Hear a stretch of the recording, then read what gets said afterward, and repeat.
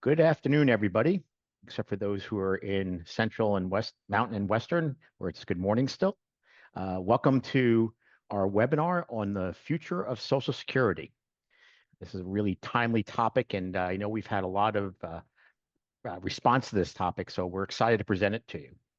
And we're particularly excited because our presenter, Ian Mindas, is taking the lead here. And I want to introduce Ian to the group because there may be some people who are in attendance who have not yet met Ian. Ian joined Personal Wealth Strategies 3.5 years ago, coming out of the College of New Jersey with a degree in finance. At the time, he was a client service associate and had distinguished himself over that time period, providing excellent customer service and taking real care and dedication to working with clients. He continued his studies beyond picking up state insurance licenses and securities licenses, and is now a certified financial planner. And most importantly for today's topic, is a registered Social Security analyst, or RSSA. So he is truly an expert in the field of Social Security. But before I turn it over to Ian, I do want to just share one thing. Ian, I was looking at your bio on our website in preparation for today. And on our website, for those who have not looked, we ask each associate a question, a couple questions about themselves. And one of the questions is, what's the most important lesson that you learned? And Ian listed that the most important lesson he learned was the golden rule: do unto others as you would want others to do unto you. And I thought that was so appropriate for today's topic, because when we get into Social Security and some of the things that need to be done to fix it, everybody would like to see somebody else pay the cost. Nobody wants to lose benefits. Nobody wants to pay more in taxes. But as long as somebody else takes care of that for them, they'd all be very pleased. So Ian is going to tell us how we're going to take care of everybody without impacting anyone negatively. So Ian, with that introduction and that impossible task, I'm going to turn this over to you. Yeah, thank you, David. If only it were that simple. There would be no contention. There would be no talk, rhetoric, and politics, and all over social media about what's going on. But I'm really happy to be talking here today about the most exciting topic of our time: Social Security. Super exciting. And Social Security, specifically the old age and survivors insurance portion, which is commonly referred to as the retirement portion. There's disability insurance and retirement, but today we're just going to be talking about the retirement portion, because that's the portion that's really in the news today and is facing some pitfalls that need to be addressed. And it's such an integral part of our American life, especially for seniors, that it really comes to no surprise to me, I don't think to anyone on this webinar, that there's so much contention on how the program operates, the methods used for funding, and even paying benefits. And it's because of this importance to everyday life, everyday American life, and the future potential issues to the program that it faces even in the next decade, is why I decided to become a registered Social Security analyst, so that I can have the knowledge to decipher what's real and what's not. Because you hear a lot of stuff on the news, you see a lot of stuff in social media that says, I'll admit, some ridiculous things about the program that's not really true. And it's important to know what's real and what's not, because the solutions that are going to be brought forth by Congress, by whoever, they need to actually address the real issues, not phantom issues. And I'm not going to go too much further into the political rhetoric that we hear today, as the Department of Government Efficiency and the current administration have stated some figures of fraudulent spending in the program, and those who are opposed to that have stated their own figures. The truth, like anything, probably lies somewhere in the middle. It's probably not as large as what Doge is saying, but it's probably not as low as what those opposed are saying. It's probably somewhere in the middle, and those things do need to get addressed. And until there's direct statistics that are released to the public, there's no way to confirm one way or the other yet. Maybe we will get that one day. But today, I want to dive into some known updates on the program that have already taken place, some updates that are currently in the works, and some future proposals made by the Social Security Advisory Board, which is a group of analysts, statisticians, mathematicians who put studies together of things that will help the program or even hurt the program, just to see what the results would be. And the proposals that we're going to look at by the board are all real, and they're all actually contenders for a potential solution on how to help Social Security with the problems that it faces right now. So the biggest update to come from Social Security was the passing of the Social Security Fairness Act of 2024. This was passed by Congress in late 2024 and signed into law, I believe, January 5th by then President Biden. And this law eliminated effectively completely the Windfall Elimination Provision and the government pension offset. Now, what the heck are those? We'll get into that in a minute. But both of these provisions offset Social Security benefits to certain individuals. These individuals are those that worked in both non-covered employment and covered employment. Non-covered employment is employment where the employee and employer were not paying into the Social Security program at all. Think teachers, especially long ago. Nowadays, I think most teachers are paying into the Social Security program, but long ago in the 50s, 60s, 70s, even 80s, a lot of teachers were not paying into the Social Security program. Government employees under the civil service retirement system, and railroad workers.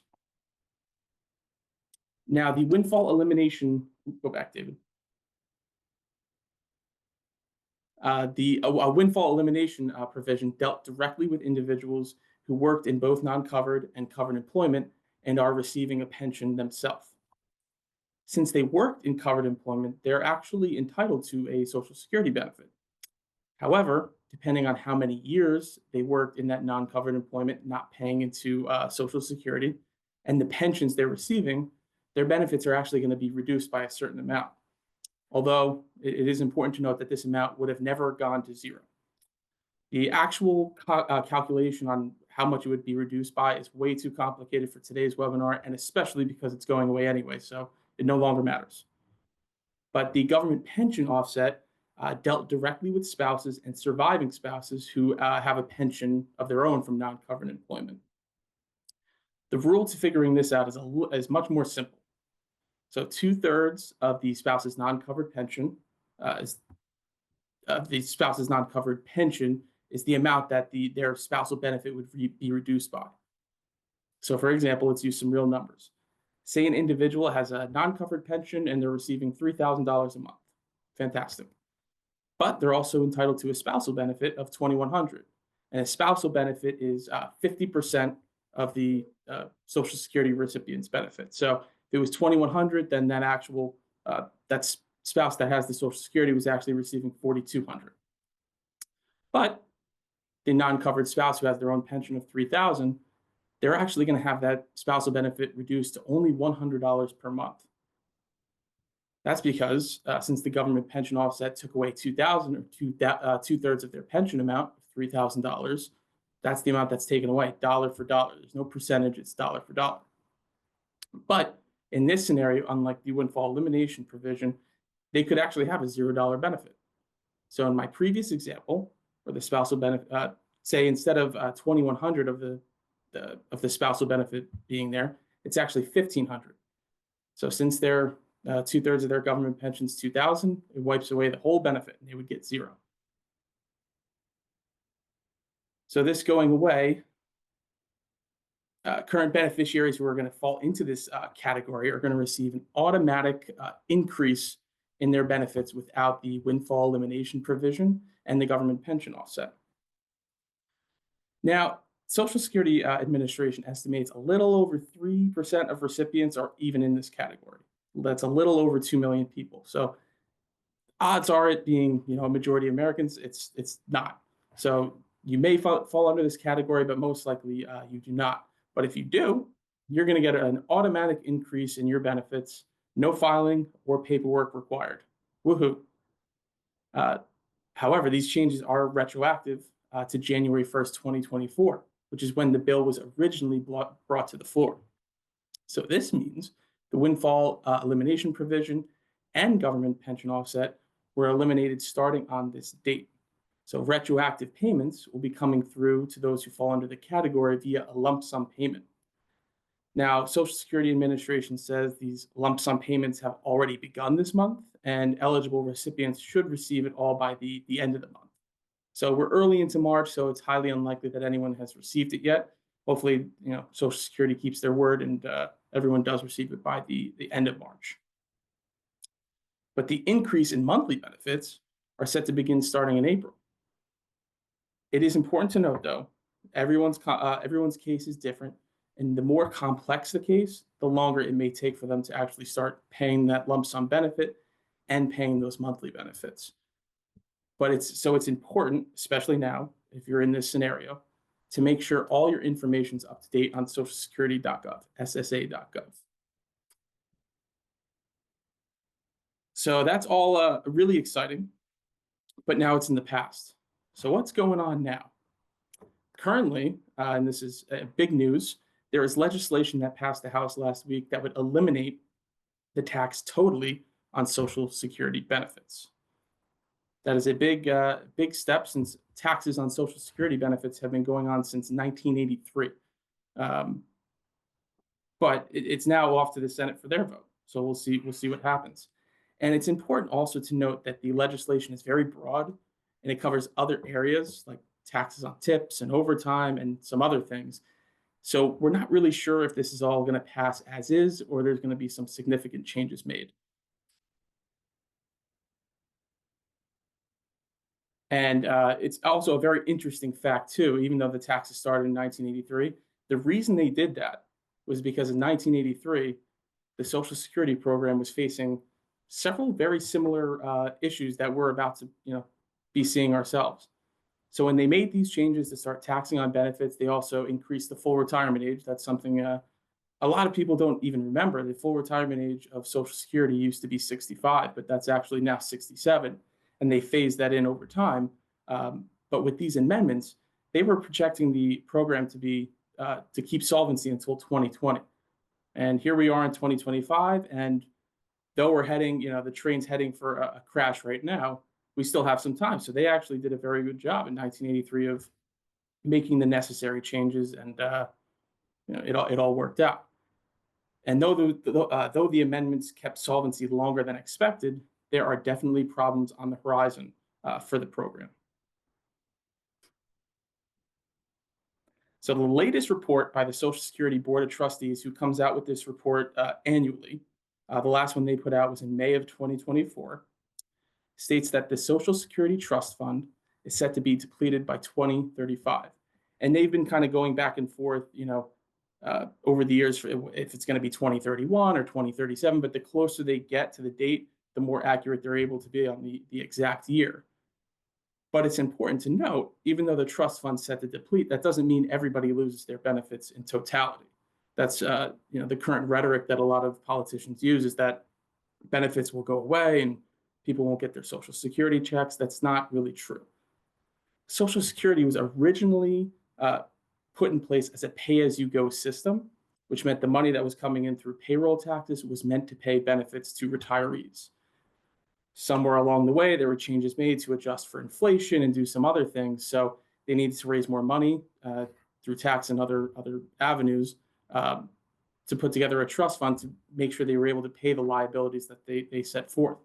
But as the trust fund is depleting, once it depletes, it will revert back to a pay-as-you-go system.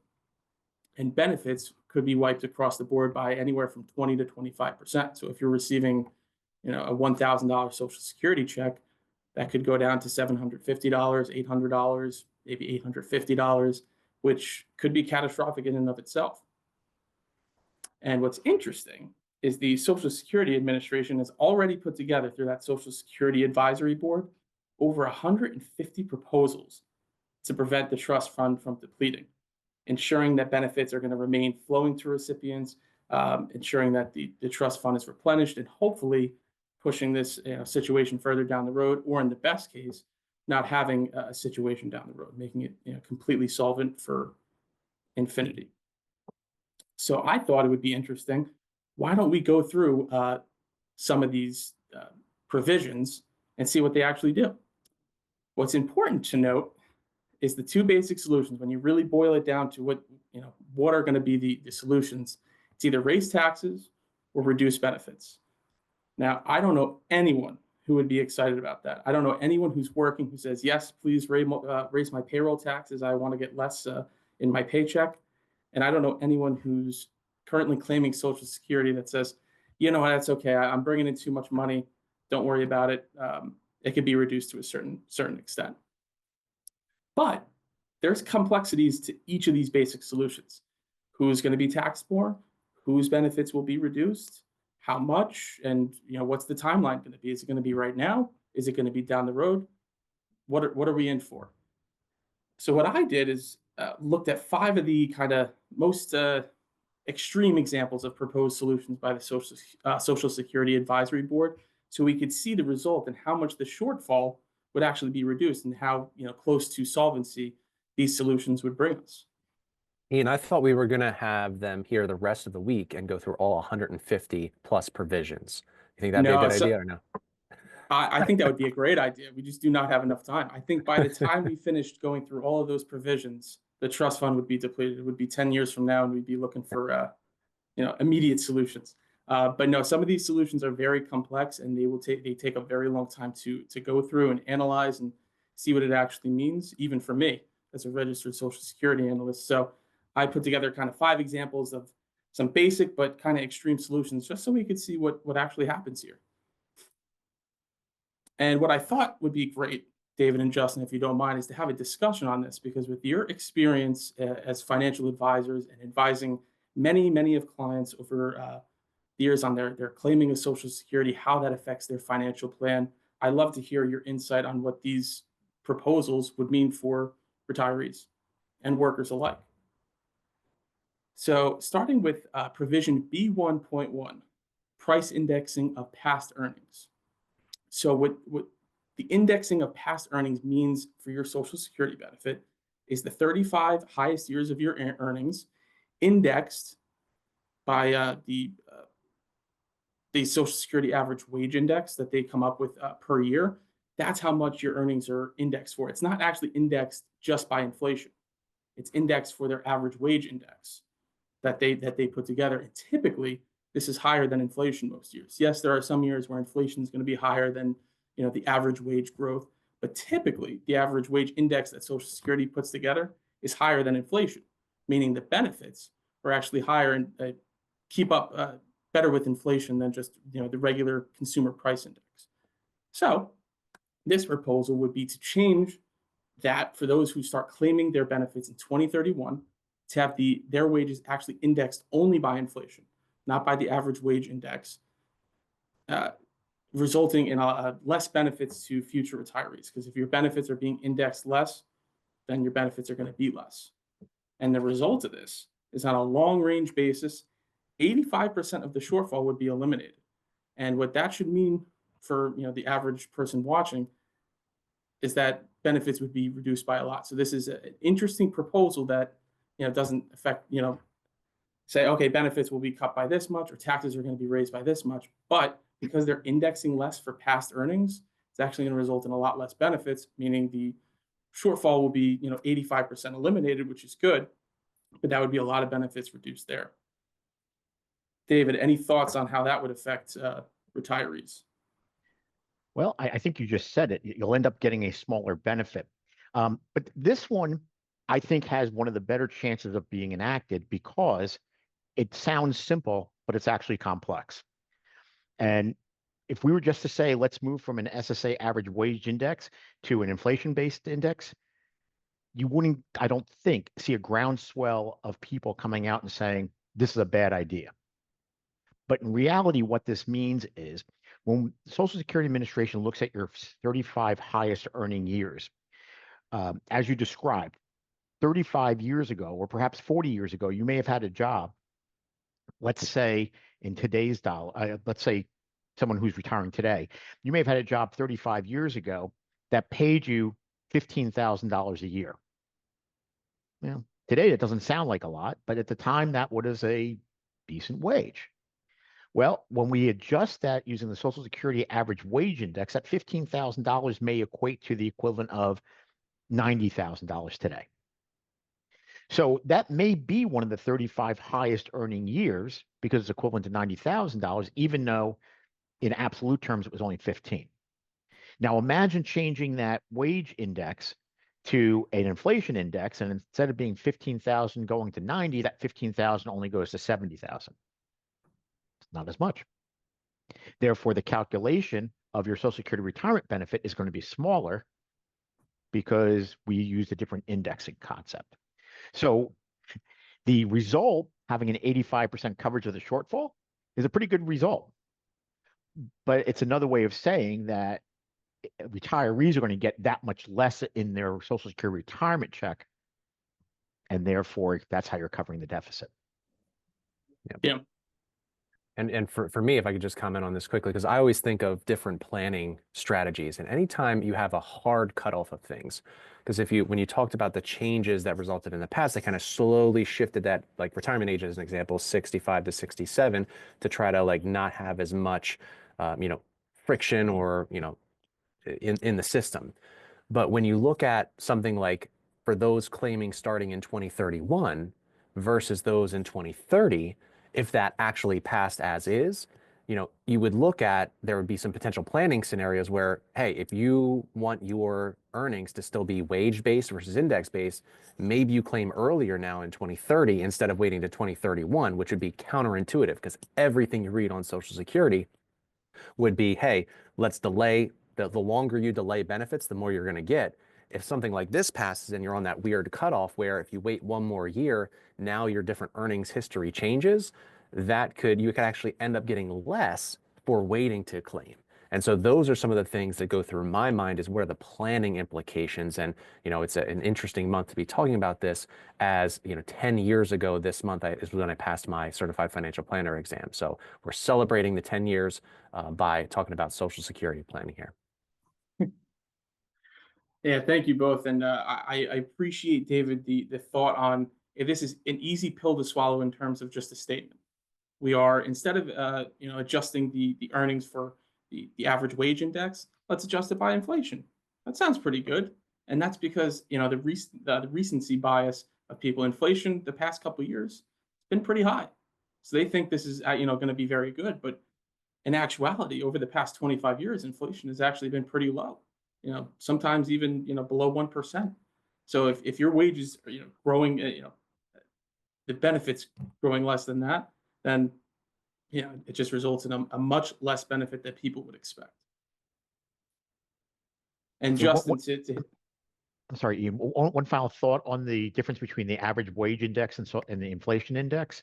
If you think about it, if wages are going up by more than inflation, the populace is moving forward. If inflation is higher than wages, then people are actually falling behind in real terms. So we look at this periodically, and we'll look at times in history and say over this 2-year period, over this 3-year period, wages weren't keeping pace with inflation, and that's considered to be a very negative economic outcome. Well, here we are saying, let's change the way we do things, and you can see behind the scenes how big an impact that would really be. Yeah. And Justin, to your point in terms of the planning situation, I would hope these are proposals put together, and they don't really think of things like that. They just put these provisions together, see what would happen. I would hope there would be some sort of retroactive, thing for all beneficiaries. So it's not if you go after your benefits are slashed while everyone else's is higher, because that would create a lot of civil unrest, I imagine. All right, moving on to our second provision. And this is provision C1.4, increase of the full retirement age. And as I stated before, back in 1983, when they did their amendments, they actually did gradually increase the full retirement age from age 65. Then it was 66. Then, depending on the year you were born, it's 66 and some months. And now it's finally at 67. For those born in 1960 and after, your full retirement age is 67. So the proposal is to increase the full retirement age, do the same kind of strategy, increase it 2 months per year, starting with those turning age 62 in 2025 until your full retirement age is 69 by 2036, until the full retirement age is age 69 by 2036. So it's not necessarily a reduction in benefits. It's just you get your benefits later. And that might potentially mean, well, not potentially, it definitely means less lifetime benefits available to you. Because if you start taking at 67 and you get your primary insurance amount, you start at age 69, if you're taking for two more years, that could result in a lot less income and a lot more planning work to do, because if you're not working during that time, how are you going to be covering your expenses? And the result on this, on a long range basis, 38% of the shortfall would be eliminated with this proposal. So not as big of an impact as the first one, meaning it's not going to help the Social Security Trust Fund become solvent right away. But 38% is not something to stifle. Dave, Justin, any immediate response to this and how you think it would affect people? So let's put this in a little bit of historical context. In 1983, when the Social Security retirement age was moved from 65 to 67, people were not living as long as they are today. Therefore, the thought goes that if people are living longer, we can move up that full retirement age because there's a longer payout period that a retiree is going to collect. But if we go back to the original purpose of Social Security, it wasn't a retirement plan, it was a safety net. It was there to protect those who didn't have savings on their own.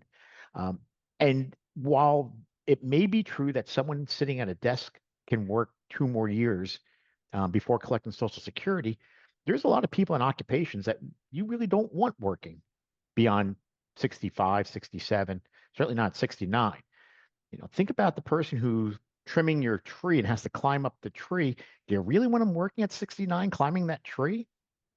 To working with hazardous materials. Do we really want them working in later years? So moving this retirement age up for some people may not be that big a deal. But when we think of the people who Social Security was designed for, it is a big deal. And what also happens, which is not on the slide here, is when you move the retirement age from 67 to 69, if you want to take an early retirement, assuming they don't change the age where you can start Social Security at age 62, there's now a bigger discount that you have to pay. So if you want to retire at 62 and take your let's just say this. If you want to take your Social Security at 62, whether you're retired or not, you're going to be getting a lot smaller check when that age is moved up to 69. Yeah, and an important thing to note too, David, on that thought, this provision, because right now, the way the rule is, your full retirement age 67. Each year you delay, you get an 8% credit until age 70. And in this provision, there would be no increase in the that maximum age, so it would still be 70, meaning you only get 1 year of delayed credit.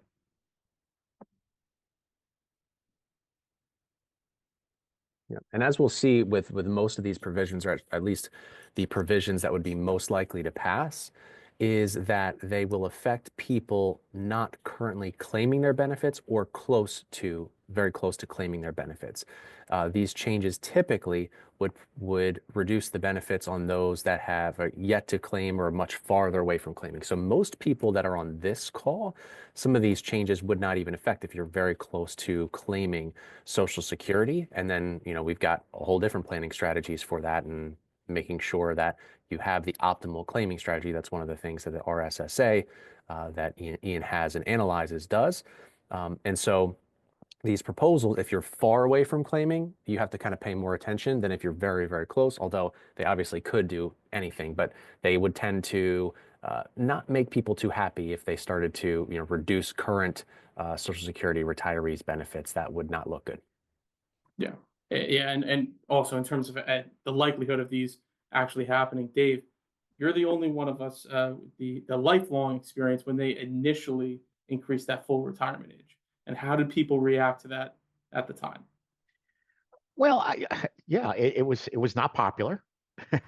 um, there were some provisions that were taken away where you could double dip, where a spouse could claim off of where someone could claim off their spouse's benefit and still let theirs build up. So there were some strategies that were eliminated that were actually pretty important that, well, they're not available today to be eliminated.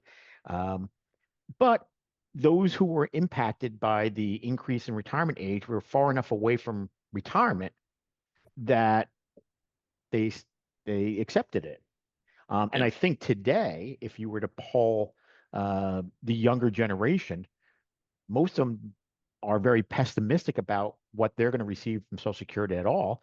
So if you could come up with a solution that helps to make it more solvent, I think they would probably be more favorable. Although I am sure there will be protests and people complaining about it's not as good as it used to be. Yeah. No, and that same initial hesitance, at first being very unpopular, but then eventually coming to accept it, I could see that happening in this scenario. Um, so an interesting thought for those in charge to think about. Moving on to our next provision, the most popular for young people. No, just kidding. Provision E1.4, the increase of the payroll tax. Currently, payroll tax is 12.4%, half of that going to Social Security, the other half going to Medicare. The proposal would be to increase the payroll tax by 0.1% each year from 2030 to 2049 until the rate reaches 14.4% in 2049 and later. And so that would be the maximum rate, and that's where it would stay in this scenario.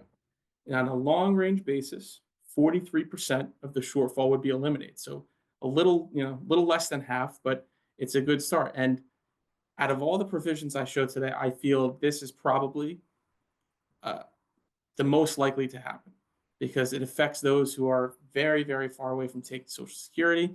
It, only raises their payroll tax by 0.1% each year. And, this doesn't even start for 5 years. So they won't even feel the effect of it today. And it, helps out, eliminates 43% of that insolvency, which is not too bad.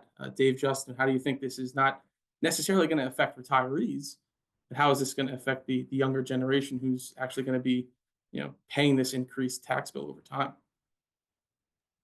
Yeah, for me, the problem with, increasing the payroll tax on everybody is that it affects everybody.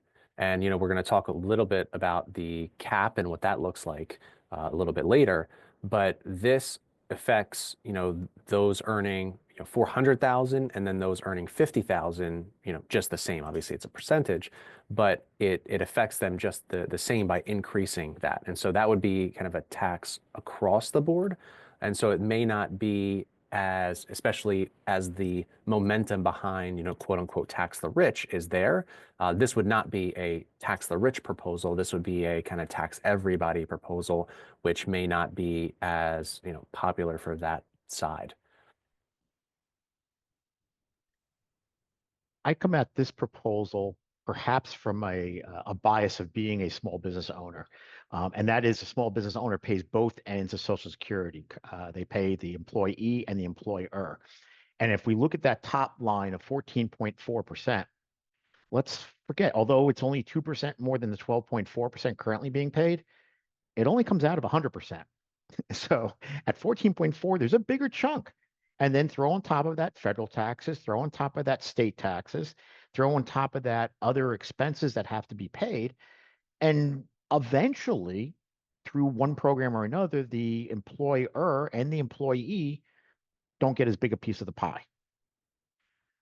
It seems like a logical approach, and it may be the answer that's settled on. But anytime I see a tax increase, I always ask the question, when it goes up, does it ever come down? Justin shaking his head no. And I'll go back to when I was a student in college, I attended bar in the state of Pennsylvania. And I won't tell you what year this was, but it began with 19 something. And every drink that we sold in that bar, there was a tax to pay for the damage from the Johnstown flood. Now, the Johnstown flood took place at this time, about 50 years prior.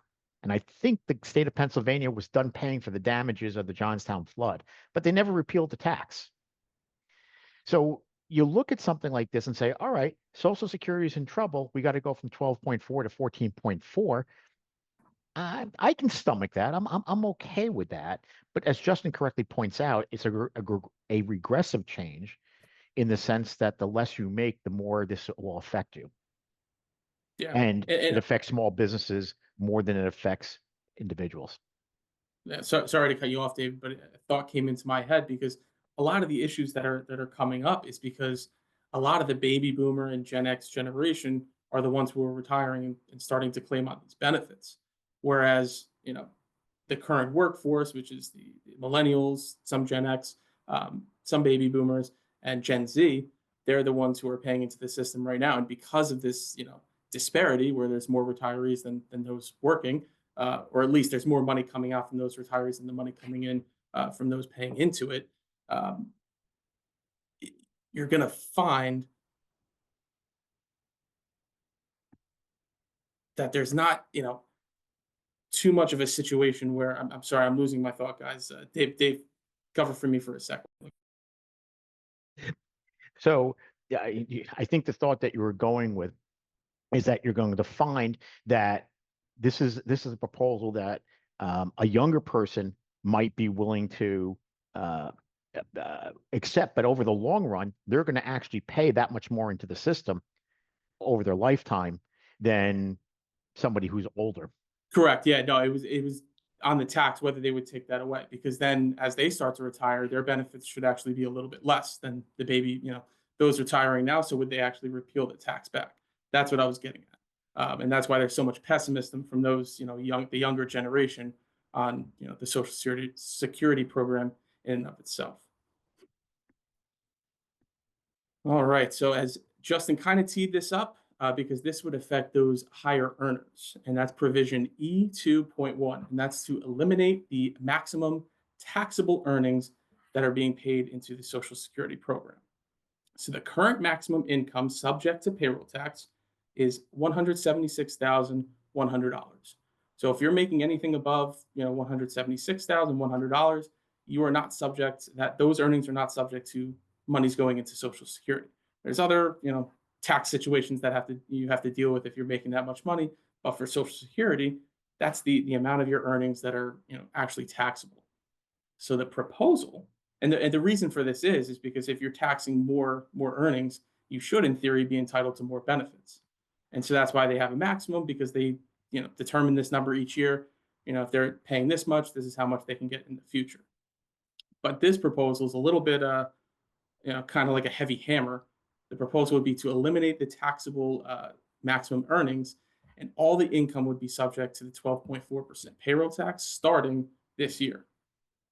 And on top of that, there'd be no benefit credit for earnings above that taxable maximum. So, meaning all your income would then be subject to payroll tax, you'd be paying into Social Security. But even though you're putting that money in, you're not going to necessarily receive it all back in terms of benefits. So, a very unpopular solution for those higher earners. But for those who use the slogan "tax the rich," this might be something that they would rally behind because on a long range basis, 73% of the shortfall would be eliminated with this proposal. So a pretty goes a pretty long way to tax everybody, all earnings, not just the that $176,100 amount. Dave, Justin, how do you think people who are earning more than 176,000 would react to this, and how would they feel about it? They wouldn't like it. And typically for those that have, when you do earn above the max, you will actually, like when you're getting your paychecks, you'll receive a bump later on in the year once you've hit the max because they're no longer taking out that Social Security. So if if this kind of passed quietly, you may not, you wouldn't receive that, bump up in pay throughout that year. And depending on how high of an earner you are, the more this would affect you. And this is kind of the, to me, one of the easiest triggers to pull and kind of the most populous that you could rally people behind because, it's not going to affect most people, but the people that it does affect, it's going to be pretty invasive and tax them a lot. And the kicker for me is that you receive no additional benefits for that. So the whole Social Security program, the reason that they cap that taxable, limit is because they also cap your Social Security benefits. So if they uncap this, they could uncap that, but that wouldn't do much. So if they keep this capped and uncap this, then you're going to have people paying into the system that they're not going to get any correlation to the actual benefit that they would receive later on. And that's a key point, Justin, because if you talk to people in this category, those people making over $176,000, Social Security, although we often will use the word tax, was never designed to be a tax. It was designed for you to put money into the system and then be able to take it out later on. So if you want to see a retiree get upset, tell them that Social Security is an entitlement program, which the government politicians like to use all the time, calling it entitlement program. And a retiree will tell you, I'm not taking an entitlement. I put my money in, I take my money out. Now, this changes the whole concept and turns it into a tax. I put money in and I don't get money out. And certainly we put money into the federal government, we put money into the state government, we don't get the money back out. But that has never been the case with Social Security. So this is a huge philosophical change. Yeah. And although this is a populist idea, I'm going to stop it for a second and take a look at the numbers because you're going to see where this can become unpopular. So $176,100 is a pretty good living. We would all agree with that, I think. But let's think about the person who's making $276,100. It's not Bill Gates. It's not Warren Buffett. Someone who lives in a metropolitan area making $276,000, I would consider to be doing pretty well, but I wouldn't think they're driving around in a Rolls Royce. Okay, that $100,000 of income above that 176 taxed at the employee portion of the 12.4, which would be 6.2%. 6.2 of $100,000 is $6,200 additional taxes. So you say to someone who's making $276,000, I want you to write me a check for $6,200 and think about how that person is going to react to that. They're not going to be very happy. And God forbid that person owns a business, because then they pay the full 12.4. Now you're asking that person, because they made $100,000 above the wage max, to write a check for $12,400. That's a lot of money. Every year. Every year. And yeah, look, we're not going to, our hearts are probably not going to bleed for someone who's making $576,000. But with that extra $400,000 of income, if they own the business, that's $50,000 of additional taxes being paid starting in 2025. All right. Yep. So imagine you wake up and someone tells you, hey, Ian, your taxes went up by $50,000. Okay. You're not going to be happy. You could even claim it's a hardship because none of your other income sources have gone up by $50,000 to keep pace with this.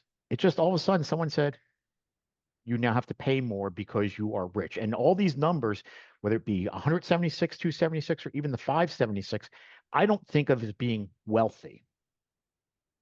President Biden used to talk about no one under $400,000 of income would get an increase. Well, think about the increase of someone making $400,000 is going to be paying here. It's huge, and it's every year. So very popular. It will get you your votes because most people aren't going to be above that 176 figure, but it is going to be extremely expensive, extremely difficult for people to pay who are over that $176,000 figure, particularly small businesses. And what is then the economic outcome of that? Does a small business who's faced with a $50,000 increase in Social Security taxes then have to lay off a person to pay that higher tax? Because $50,000 is going to come out of somewhere, and it's probably not going to come out of the take-home pay of the business owner. Thank you both for that, and that's why this proposal is very interesting, and that it really is, it drops the hammer because it would start this year in this proposal, and everyone would see their net pay, those above 176,000, their net take-home pay would be far less, and they'd be like, why is this? But very great insight. Thank you both. And moving on to our last potential provision to help the Social Security Trust Fund with the solvency issues is not really a new concept, and it's not that big of an impact, but it is interesting because the current Social Security Trust Funds invested fully and only in U.S. Treasury securities. It is not allowed to invest in anything different. That's the only thing that the money's in. And this proposal is to invest 15% of the Social Security Trust Fund in equities and phase that in over the next 10 years, from 2025 to 2034, getting to that maximum 15% of the trust fund being invested in, equities and more aggressive investments than just Treasury securities. And assuming this 5.8% annual real rate of return, which I'm not sure where the Social Security Advisory Board got that number, but that's what they determined as the rate of return here. And on a long range basis, 9% of the shortfall would be eliminated. So the question has to be asked is the risk of putting 15%, privatizing, and this, goes back to, I think, George Bush, who said, let's privatize Social Security so these investments could be made. Is it worth risking 15% of the trust fund, putting that in equities, having a lot more volatility than just, U.S. Treasury securities? Is it worth, the risk of having that go up and down for just only eliminating 9% of the shortfall? That's the real question that has to be asked if they're willing to do something like this with the Social Security Trust Fund. So being that this is kind of an interesting result, Dave, Justin, anything you guys want to say on if you think this would actually happen? And if so, do you think it's a good idea? So I'm going to jump on this one because I'm the only one old enough to remember George Bush and when this was originally proposed. I remember watching it as a toddler. I liked those debates with Al Gore. What are you talking about? George Bush proposed a similar idea. I don't remember the percentage, but you put some of the Social Security Trust Fund into indexed funds so that you have a greater rate of return. And I think we would all agree on this call that if you were investing your money, you would not put 100% of your money in U.S. Treasuries and no money in the stock market. Right? You're going to be a little bit more diversified than that, so it makes sense. And had the Congress agreed to do that, the Social Security Trust Fund would be in much better shape today than it is. However, when Bush suggested this idea, Al Gore went around the country talking about Social Security Trust Fund being a black box that could never be invaded. And here was the Republicans trying to raid the Social Security Trust Fund to drive up the equity markets and make the rich even richer. I think to really evaluate this, you have to step back and take, as you said earlier, Ian, take away the fiction from the facts. Okay. Whether we do this or not, 15% of the trust fund going into the stock market, it's not going to negatively impact the trust fund. We have enough faith in our own equities that that's not going to happen. But for a 9% elimination of the shortfall, is it really worth it? And I think you're going to find, given what happened when George Bush proposed it and how it became such a political football and ultimately a political albatross for George Bush, I'd be surprised if a politician jumps on this one too quickly. Yeah, especially with the fear, citizens already have with the stock market, seeing it go up, go down. If they then tie that to my Social Security benefit, that would only, worry them even more, even though their benefit would not go down because it's, guaranteed by the Social Security. But the thought of that is what would. The talk at the time was your Social Security check was going to look like a roller coaster going up and down, which of course was never the proposal. It would be the trust fund that would have pluses and minuses in it, but your payment would not. Yeah. Well, back in 2009, if we can take a time machine, if they would have invested 15% of the Social Security Trust Fund in Bitcoin, we wouldn't even need to be having these discussions right now. Because we'd be perfectly funded for all things. No, but all joking aside, I do believe, having some type of, additional growth potential within the trust fund, would definitely help. I know you can see from here, only investing 15%, only eliminate, 9% of the shortfall. So it's not going to be, that big of a change unless you invest more or assume a higher real rate of return, which obviously is not going to be guaranteed coming from the stock market, because that's more unknown. Obviously, long term, we expect some growth there, but you don't know exactly what you're going to get, and it's definitely not steady year over year. Well, thank you both. I want to move on to our last provision, and this is actually not to help. This will not help the trust fund whatsoever. It will actually hurt it. But it is interesting because the law is already, or I'm sorry, not the law. The bill is passed through the House, and now it's on to the Senate to eliminate federal tax on Social Security. But spoiler, that's going to even further make the trust fund insolvent. So we said 2035, but that's a report done in May 2024. Who knows if they eliminate federal taxes on Social Security, that's going to even quicken, speed up the date in which the trust fund is depleted.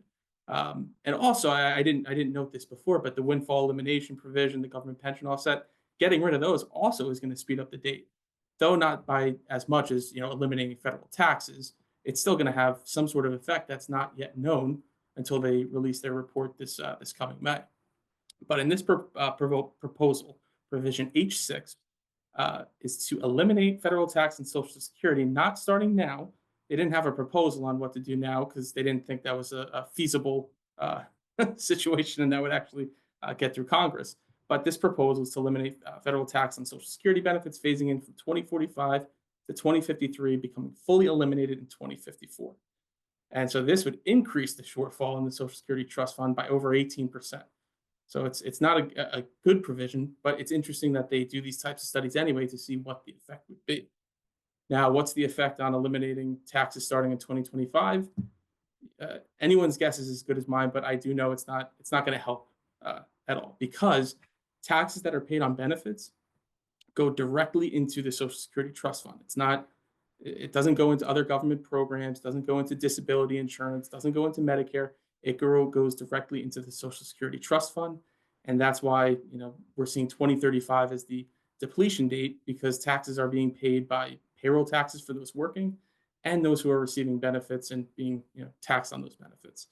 So Dave, Justin, anything you want to say about this provision, or the fact that there's current legislation in place to eliminate taxes right now on Social Security benefits? Well, this was proposed by now President Trump when he was campaigning. Very popular, not fiscally prudent. Yeah.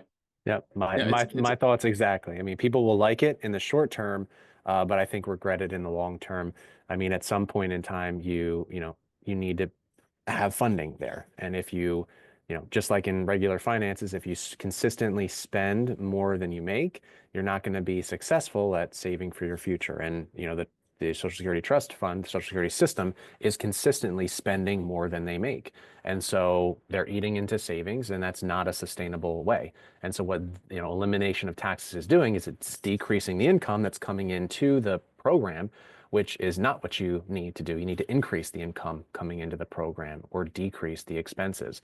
That's what a normal household will do. And this is kind of going in the opposite direction, although, it would be popular in the short term because people would, be paying a lot less in taxes. Yeah. And the thing I love about all these provisions, and even on the 150 plus that I looked at before deciding which to put on our slides today, is each one, when it boils down to it, and I said it on the slide before, it's either raise taxes or decrease benefits in some way, shape, or form. And each one's going to be unpopular. So I do not envy those who are going to have to make this final decision and vote on it and have to deal with the consequences of public opinion. So it's not an envious job for sure. But the likelihood of any of these being enacted, it's interesting because as we saw, each solution that we went over, each provision, none of them are 100%.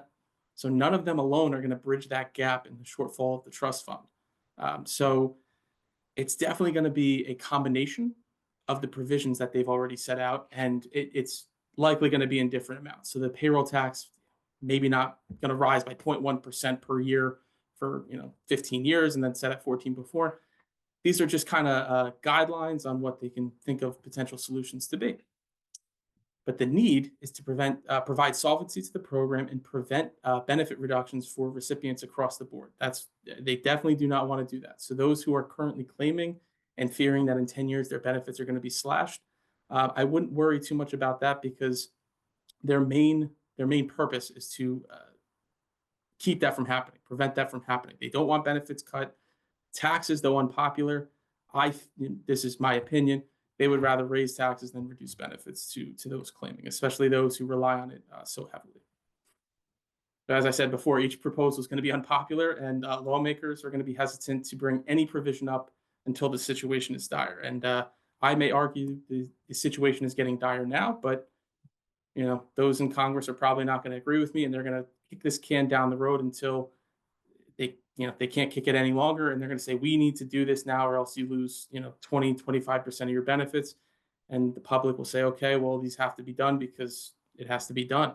But the longer they wait, the more drastic of a change they're going to have to make. So instead of raising taxes just a little bit each year, they might have to raise taxes even more. They might have to delay the full retirement age even more, things like that. So we'll see. We'll see what happens. But I'm always keeping a close eye and seeing if I hear any proposals on anything to do with this. But all that I've been getting so far is ways that are increasing benefits to Social Security beneficiaries, which is only making this date even shorter. So some key takeaways from the current updates I went over: increase in payments for those eligible due to the Social Security Fairness Act, which is set to begin in April 2025, and retroactive payments from January 1st of 2024 should be coming out this month. But again, it's important to confirm your information is correct by visiting ssa.gov, signing into your account, making sure they have all the correct employment information, so that they can make sure that everything's set up correctly. And if you're eligible for increased payments, that they'll do so. And also, the budget resolution bill that passed the House would eliminate tax on Social Security benefits for recipients. So again, further debates and potential amendments to this bill are expected before even potentially becoming a law. Who knows if the Senate will vote on it as is, if they'll pass it as is, and what that situation is going to be. And some key takeaways for the future of Social Security. So if no changes are made in the Social Security Trust Fund, which is set to be depleted by 2035, not including the elimination of the offsets and potential no taxes on benefits, benefits could be cut across the board by 20 to 25% for recipients. And the Social Security Advisory Board has over 150 provisions that they've already created to address this shortfall. And I know I only went through 5 of them. If you wanted to look at every single one, you can visit this link that we have down below. And if you're watching the recording, you should be able to look this up and see what the actual provisions are and look at how complicated some of these are. And it's, as I said before, it's unlikely that any lawmakers are going to allow benefits to be reduced. And they'll put forth some sort of solution that may or may not encompass the provisions that we went over today. And it's likely not going to come until the situation is very, very dire.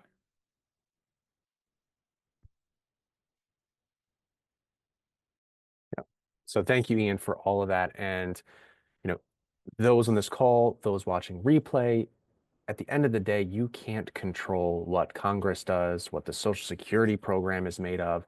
You can only control you and your decisions. And the decisions around claiming of Social Security are incredibly complicated. If you're in a married situation, you're coming on that, there's about 9,000 plus different claiming scenarios that you can run through.